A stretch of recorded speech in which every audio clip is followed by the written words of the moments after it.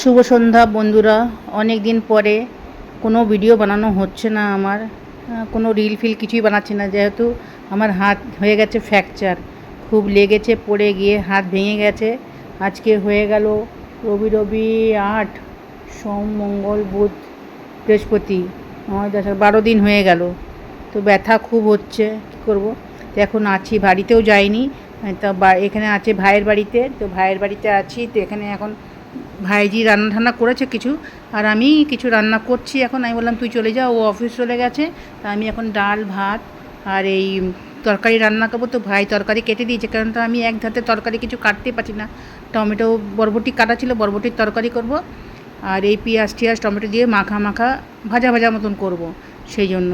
তো হাতের খবর একদম এখন ঠিক আছে, আগের থেকে অনেকটা ঠিক আছে। দেখি শনিবারে যাব, খুলবে কি না খুলবে, ডাক্তার বলেছে 15 দিন পরে যেতে। তো শনিবার যাব, ভাইজির ছুটি আছে, ভাইজির সঙ্গে যাবে, আমাকে একদম একা ছাড়ছে না। আমি বলেছি আমি একা চলে যেতে পারবো, কিন্তু কিছুতেই একা ছাড়ছে না।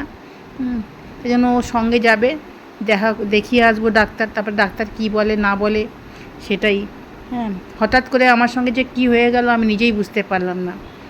এক নিমিষে মধ্যে বাড়ির থেকে আসলাম, দেশের থেকে আসলাম, বাড়িতে এসে গাড়িতে নেমেছি, নামার সঙ্গে সঙ্গেই যেই সিঁড়ি থেকে নামছিলাম, নামতে নামতেই পড়ে গিয়ে আমার হাতের এই অবস্থা।